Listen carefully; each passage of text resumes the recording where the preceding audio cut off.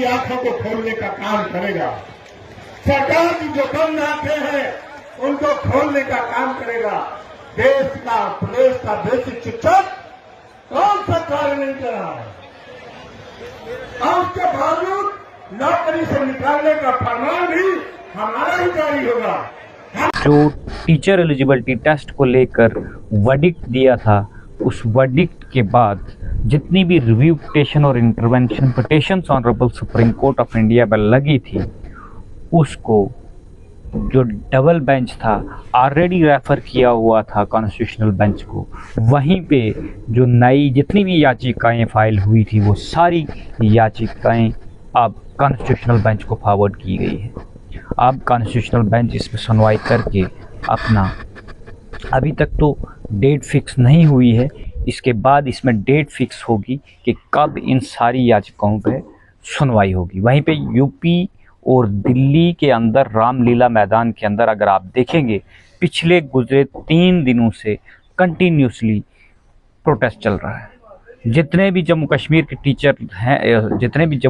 Teacher हैं, उन्होंने इससे पहले उन्होंने भी विरोध प्रदर्शन किया, कहा, मीटिंग्स की और ये कहा कि पूरे हिंदुस्तान के अंदर टीचर एलिजिबिलिटी टेस्ट नहीं होना चाहिए। जो आर्गुमेंट रामलीला मैदान से आ रहा, वो ये आ रहा है कि अगर ये teacher eligibility test RT act 2009 में आया और 2010 में इम्प्लीमेंटेशन की बात की गई और 2011 में ये कहा गया कि ये हर एक टीचर को 2 साल हैं उनको क्वालिफाई करना चाहिए।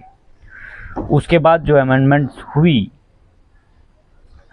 और 2 साल में जिन टीचरों ने ये क्वालिफाई नहीं किया और प्रमोशन डिमांड करने लगे, तो उनकी प्रमोशन रोक दी गई।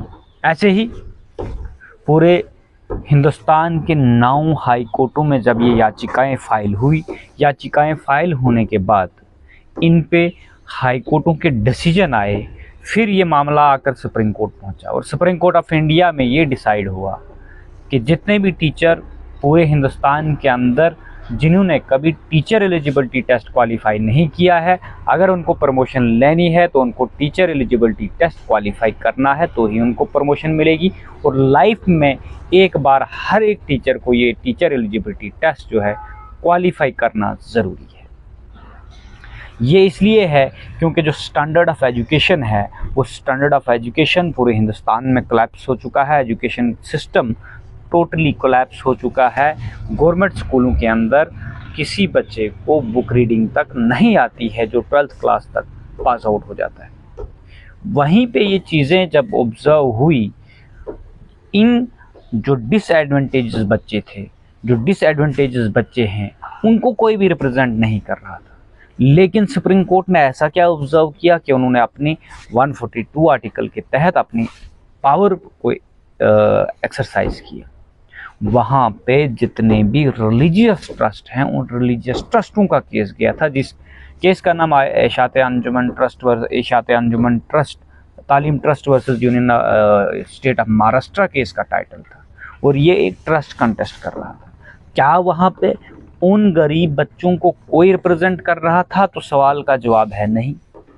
क्या इस वक्त उन बच्चों को कोई रिप्रेजेंट कर रहा है जिनके लिए सुप्रीम कोर्ट ऑफ इंडिया ने ये कहा कि उन बच्चों को मौलिक अधिकार है आर्टिकल 21A के तहत, जो बच्चे डिसएडवांटेज सोसाइटी यानी गरीब अल्पसंख्यक के बच्चे हैं, जो बिलो पावर्टी के बच्चे हैं, जिनको अच्छी एजुकेशन स्कूल के अंदर मिलनी चाहिए वो नहीं मिल रही है। लेकिन वहीं पे गवर्नमेंट स्कूल के अंदर जो गवर्नमेंट स्कूल का टीचर पढ़ा रहा है, उसका बच्चा प्राइवेट इंस्टीट्यूशन में पढ़ रहा है, वो अच्छी एजुकेशन ले रहा है, लेकिन खुद अच्छी एजुकेशन प्रोवाइड नहीं कर रहा है और आज ये क्लेम कर रहा है कि ये मेरा लाइवलीहुड है। और लाइवलीहुड जो वो कमा रहा है, वो पब्लिक का एक्सचेकर का जो पैसा है, जो पब्लिक से उसकी सैलरी बनती है, वो टैक्स वही गरीब पे करता है। जो मजदूरी करता है, उस टैक्स का हिस्सा उसका बराबर सेंट्रल गवर्नमेंट इंडिया और स्टेट गवर्नमेंट और यूनियन टेरिटरी गवर्नमेंट के अंदर जाता है। उसके बावजूद उसी टीचर को ये तक रिलीफ दिया गया कि जो प्री मैच्योर रिटायरमेंट लेगा उसको उसके सर्विस के पूरे बेनिफिट मिलेंगे, यानी उसको आधी पेंशन्स जो है वो भी मिलेगी, उसका लाइवलीहुड कहीं पे अफेक्ट नहीं होगा। ये सारी गाइडलाइंस थी, लेकिन अब ये जो डिसाइड होना है वो सुप्रीम कोर्ट ऑफ इंडिया ने करना है। लेकिन जो टीचर रोड पे आ रहे हैं, प्रदर्शन कर रहे हैं, ये किसके खिलाफ प्रदर्शन कर रहे हैं? ये दबाव सुप्रीम कोर्ट ऑफ इंडिया को स्कैंडलाइज करने के लिए है, या ये दबाव जब अलग अलग नेताओं से इसका समर्थन मांगा जा रहा है तो वो समर्थन दे रहे हैं। राकेश टिकैत जो किसानों के सबसे बड़े नेता है, उन्होंने भी आज स्टेटमेंट दी है, नहीं जी पुलिस वाले को आप दौड़ा के देखिए। आप ऐसी ऐसी एग्जाम्पलें दे रहे हैं। यहाँ कानून की बात है, यहाँ किसी भी व्यक्ति ने किसी बच्चे को डिफेंड नहीं किया है, ना किसी बच्चे का पक्ष रखा है स्टेट में। ये बात प्रमोशन को लेकर थी, और प्रमोशन आकर मुसीबत खड़ी बन गई टीचरों के लिए। प्रमोशन वो बिना किसी पेपर के लेना चाहते थे, बिना पेपर दिए हुई प्रमोशन अगर लेना चाहते थे। आप हर एक विभाग के अंदर देखिए, रेवेन्यू डिपार्टमेंट है, पटवारी जब लगता है उसके बाद उसकी प्रमोशन होती तो उसका बाज़ाब्ता पेपर होता है प्रमोशन के लिए। कोई पुलिस वाला कांस्टेबल लगता है, उसके बाद उसकी जब प्रमोशन होती है उसका एग्ज़ाम होता है, उसके बाद उसकी ट्रेनिंग होती है। तो एजुकेशन डिपार्टमेंट जहां आप कह रहे हो कि जो सिस्टम नेशन बिल्ड का काम करता है, teacher is a nation builders, तो वहीं पे अगर वही टीचर अगर अच्छे से अपनी ड्यूटी ना दे तो वही ब्लड सकर्स बन जाते हैं। वो उन गरीब सोसाइटी जो और स्ट्रेटा ऑफ सोसाइटी से बच्चे आते हैं, उनके ब्लड सकर्स बन जाते हैं, उनके फ्यूचर को डार्कनेस में धकेलने का काम करते हैं। तो और अगर इसमें कंपिटेंसी चेक की जा रही है तो फिर डर किस चीज़ का है? डर किस चीज़ से है कि हम इस चीज़ को डिफेंड कर रहे हैं कि हम एग्ज़ाम नहीं दे सकते? क्या डर ये है कि 90% टीचर ये टीचर एलिजिबिलिटी टेस्ट क्वालिफाई नहीं कर पाएंगे और उसके बाद उनकी नौकरी चले जाएगी? या ये डर है कि हमें हमारी प्रमोशन नहीं होगी? अगर प्रमोशन नहीं होगी तो मुझे पूरा यकीन है कि किसी भी टीचर को ये डर नहीं होगा कि मेरी प्रमोशन नहीं होगी, मैं इसी डेजिग्नेशन से रिटायरमेंट ले लूँगा। लेकिन डर सिर्फ ये है कि जिसमें सुप्रीम कोर्ट ने ये कहा है कि लाइफ में जिसने एक बार ये क्वालिफाई नहीं किया है उसको हम 2 साल का टाइम पीरियड देते हैं, उसको ये क्वालिफाई करना है। अगर वो ये क्वालिफाई नहीं करता है तो उस व्यक्ति को प्री मैच्योर रिटायरमेंट लेनी। इसलिए पूरे हिंदुस्तान का 25 लाख टीचर इसका विरोध कर रहा है। लेकिन जहाँ पे जो review petitions honourable supreme court of India के अंदर लगी है, उनमें जो रेट्रोस्पेक्टिव फैक्ट कहा गया है, 2010 से पहले जितने भी टीचर लगे हैं उन टीचरों को ये टेस्ट ना हो। लेकिन जिन टीचरों ने ज़िंदगी में कोई एग्ज़ाम दिया ही नहीं है, प्रमोशनें ले ली हैं, 2010 के बाद प्रमोशनें ले ली है, उनके साथ क्या होगा? क्या वो डिमोशन लेंगे? क्या वो जितनी भी सैलरीज उन्होंने गवर्नमेंट ऑफ इंडिया से ली हैं या गवर्नमेंट ऑफ किसी भी स्टेट की सरकार से ली हैं, वो सारी सैलरियां वापस करेंगे? अगर टीचर एलिजिबिलिटी टेस्ट अनिवार्य एक कानून बना था 2010 के अंदर, उसके बाद एनसीईटी ने इसकी रेगुलाइजेशन की, उसके बाद वो सैलरीज वापस करेंगे। लेकिन सबसे बड़ा सवाल पूरे हिंदुस्तान के अंदर इस वक्त ये है कि सारी पॉलिटिकल पार्टियां, सारी रूलिंग सरकारें जो रही हैं, जो हैं वर्तमान में, वो सारे लोग टीचरों को डिफेंड करने के लिए रोडों पे आ रहे हैं, स्टेटमेंटें दे रहे हैं, सोशल मीडिया पे आ रहे हैं। लेकिन उन गरीब गुरबा बच्चों को जो डिसएडवांटेजेस फैमिलियों से आते हैं, उनके लिए ना तो कोई amicus curiae, honourable supreme court of India तो इसमें एमिकस क्यूरी लगाएगा ही, लेकिन कोई भी वकील उनकी वकालत अभी तक नहीं करता है, कोई भी व्यक्ति उनकी वकालत नहीं करता है, ना कोई सरकार में जो नेता है वो उनकी वकालत करता है। उन डिसएडवांटेजेस बच्चों के साथ क्या अब इस सुप्रीम कोर्ट ऑफ इंडिया के कॉन्स्टिट्यूशनल बेंच को भी स्कैंडलाइज करने की कोशिश है ये प्रोटेस्ट? या अगर कोई चीज़ सब जुडिश है जिसको ऑलरेडी कॉन्स्टिट्यूशनल बेंच को फॉरवर्ड कर दिया गया है और वो हिंदुस्तान के टॉप कोर्ट के टॉप बेंच के पास है, जो बेंच वहाँ से कोई रूलिंग पास करता है उसको हिंदुस्तान की पार्लियामेंट भी सुपरसीड नहीं कर सकती, नहीं कानून ला सकती।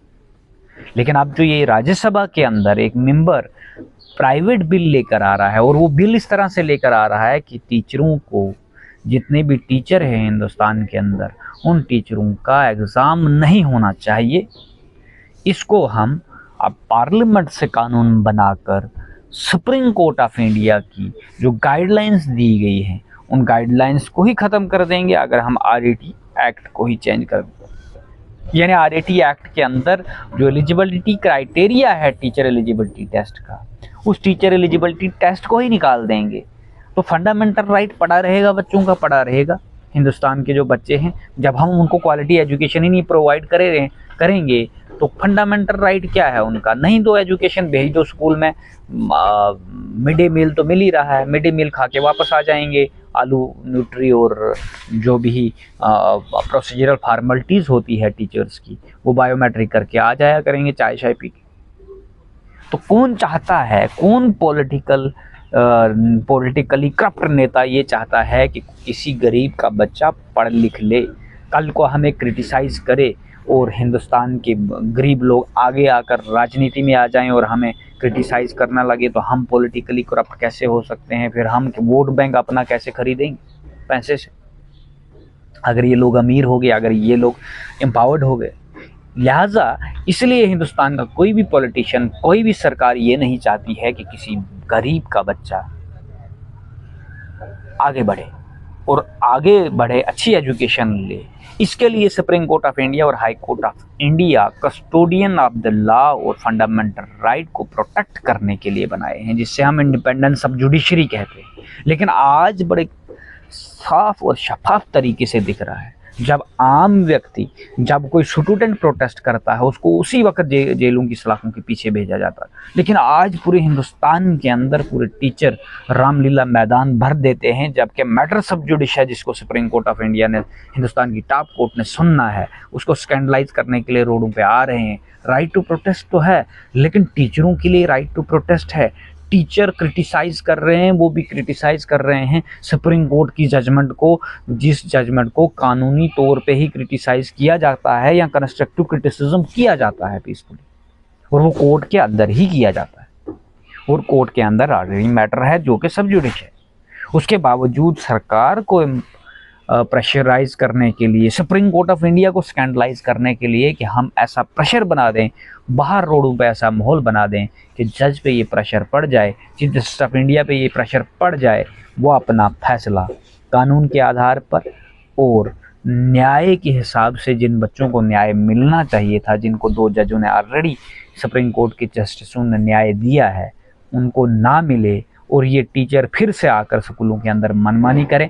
दूसरी बात यह है कि एडमिनिस्ट्रेटिव सेक्शंस के अंदर जिन टीचरों को ज़ेडीओ और एडमिनिस्ट्रेटिव सेक्शन के अंदर सीओ बना दिया जाता है, वही लोग फिर प्रॉपरली इम्प्लीमेंटेशंस नहीं करते हैं। किसी की डायरेक्टर्स आ गए तो फिर इनकी ट्रांसफ़रें भी अपनी मनमानी के हिसाब से होती, सिटीज़ के अंदर होती है। रूरल एरियाज़ का स्कूल वैसे के वैसे पड़े हैं। गुड गवर्नेंस के नाम पर ना तो कोई डिप्टी कमिश्नर कभी कोई एक्शन इनिशिएट करता है, अपनी सैलरीज ले रहे हैं। फिर उनका फार्मूला आ जाता है जियो और जीने दो। लेकिन उन गरीब बच्चों का क्या, जिनके मौलिक अधिकारों का हनन इस देश के अंदर जब से कानून बना है तब से होते आ रहा है, लेकिन custodian supreme court of India और हाई कोर्ट्स हैं। क्या हाई कोर्ट और सुप्रीम कोर्ट के जजों को स्कैंडलाइज करने की कोशिश ख़त्म होगी या नहीं होगी, इसमें कोई सो मोटो कॉग्निजेंस होगा या नहीं होगा, ये देखने की बात है। और कब तक सुनवाई क्या रहेगी, अगले अपडेट के लिए आप जुड़े रहिए द स्ट्रांग सिग्नल के साथ।